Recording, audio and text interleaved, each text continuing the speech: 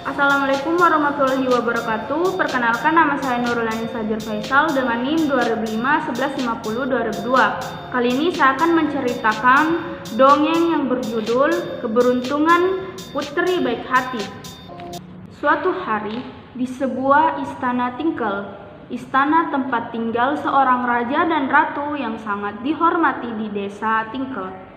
Keduanya memiliki 3 orang anak perempuan yang bernama Eila, Eira, dan Aisha. Ratu sangat menyayangi Eila dan Eira, tetapi tidak dengan satu putrinya yang bernama Aisha. Di sisi lain, sang ratu memperlakukan Aisha dengan sangat buruk. "Kenapa kau bersantai saja di kamarmu? Cepat bangun dan membersihkan taman di depan." "Tapi ibu, aku baru saja istirahat. Tadi aku sudah membersihkan kamar Eila dan Eira." "Jangan berdebat denganku. Lakukan apa saja yang kuperintahkan sekarang." Setelah diperintahkan ibunya, Aisha langsung bergegas dan melakukan sesuai perintah ibunya. Dengan sabar dan tanpa mengeluh, ia melakukan berulang-ulang kali dan tak mengenal lelah. Tak jauh dari sisi Aisha, ayahnya sedari tadi menyaksikan apa yang Aisha lakukan. "Putriku, aku sudah menyaksikan semua apa yang telah ibumu lakukan kepadamu. Ayah sangat menyesal." "Tidak apa-apa, ayah. Kau selalu menjaga, mengerti, dan menyayangiku sepanjang hidupku. Jadi biarkan aku menjagamu. Apakah aku boleh dulu mencari kerja, ayah?" Ayahnya berpikir sedikit dan ia mengabulkan apa yang ia inginkan putrinya. Sang ratu diam-diam mendengarkan semua percakapan itu dan sangat marah. "Awas saja, aku akan mengusirmu dari kerajaan ini, Aisha. Lalu kedua anakku tersayang akan satu-satunya dikenal sebagai putri dari kerajaan ini." Keesokan harinya, sang putri itu sudah sangat cantik dan rapi.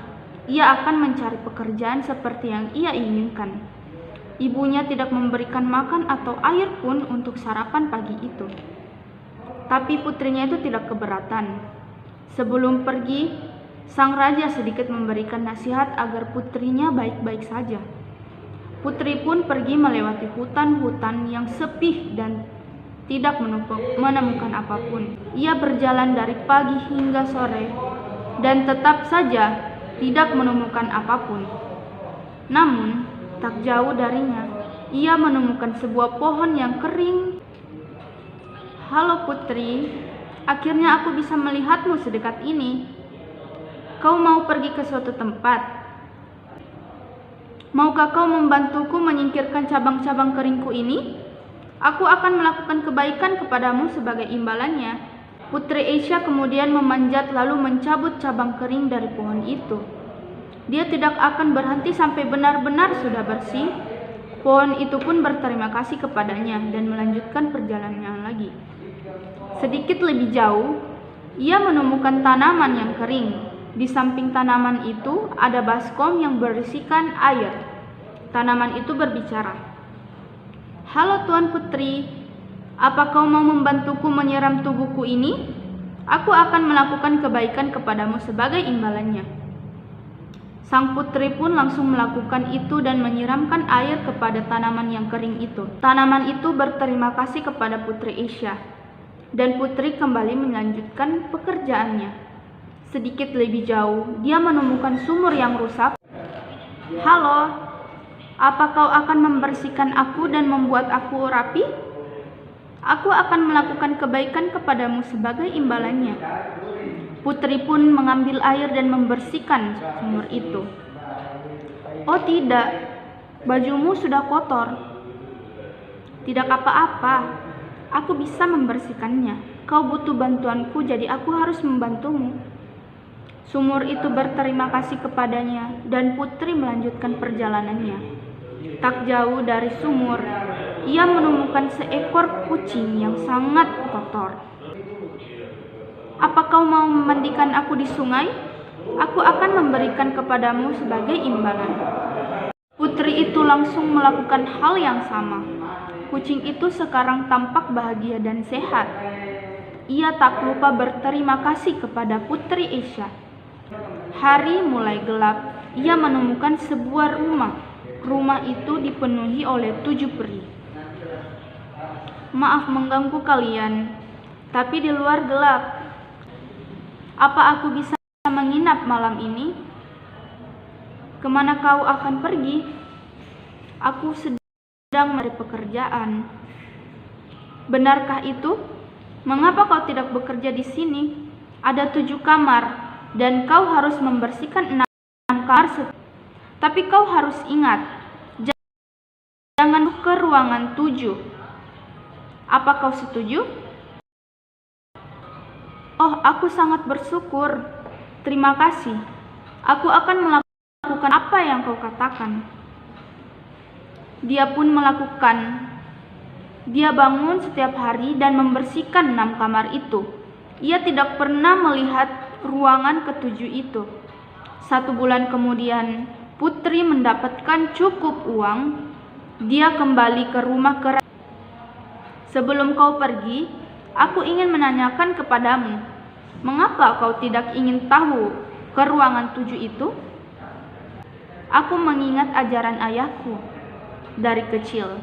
Ayahku mengajariku untuk selalu menuruti kata-kata kalian. Aku juga tidak berhak mencari tahu itu. Kami senang dengan kejujuranmu, Putri. Ketekunanmu membuat kami terkesan. Ikut denganku, sudah waktunya memberimu hadiah. Para peri membawa Putri ke ruang 7. Di dalamnya ada tumpukan koin emas dan perak. Bergulinglah di atas koin ini. Seberapa itu koin yang menempel di tubuhmu, itu milikmu. Putri Asia menuruti dan berguling di tumpukan koin itu. Ia bersinar seperti bintang karena semua koin menempel kepadanya. Ia melambaikan tangan dan berterima kasih kepada peri-peri itu dan pergi. Dalam perjalanan, ia bertemu kembali dengan seekor kucing. Kucing itu memiliki mutiara. Kemarilah, ambil mutiara ini. Kau kemarin membantuku ketika aku butuh bantuan. Ia berterima kasih kepada kucing itu, lalu kembali melanjutkan perjalanannya. Sedikit lebih jauh, ia menemukan sumur yang telah ia bersihkan. Kemarilah, kau membantuku ketika aku sedang membutuhkanmu. Ayo minum air dan hilangkan dahagamu. Putri pun mengambil air dan meminum air itu. Ia mengucapkan terima kasih dan pergi. Sedikit lebih jauh, ia menemukan tanaman yang ia bantu. Kemarilah, ambil buahku sebagai imbalanku kepadamu. Lalu Putri pun mengambil buah sebanyak dia mau dan mengucapkan terima kasih kepada tanaman dan lalu pergi. Sedikit lebih jauh, ia menemukan pohon yang tumbuh dengan baik. Sini nak, kau telah membantuku ketika aku butuh bantuan. Istirahatlah, aku akan melindungimu dari sinar matahari agar kau tidak kepanasan. Putri Asia pun duduk di bawah pohon sambil berbincang kepadanya. Setelah itu ia mengucapkan terima kasih kepada pohon itu, lalu ia melanjutkan perjalanannya. Saat ia pulang, ayahnya menyambutnya dengan sangat baik. Putri pun sangat bahagia. Ratu melihat Putri telah kembali dan sangat terkejut melihat putrinya sudah kaya. Tak kalah terkejutnya, ia melihat putrinya itu dari bawah sampai atas yang mengelilingi tubuh Putri gelang emas, perak, dan banyak lagi. Sang ratu menyadarinya bahwa suaminya tidak akan memberikan apapun dari kekayaan putrinya. Kau lihat sekarang, kemalasan tidak membayar apapun dengan kau. Kau selalu membanggakan dan memanjakan kedua anakmu itu. Sekarang, kau tidak memiliki tempat kerajaan ini. Pergilah sekarang. Ratu dan kedua putrinya itu meninggalkan istana tingkel. Raja dan Putri Asia pun hidup bahagia selama-lamanya.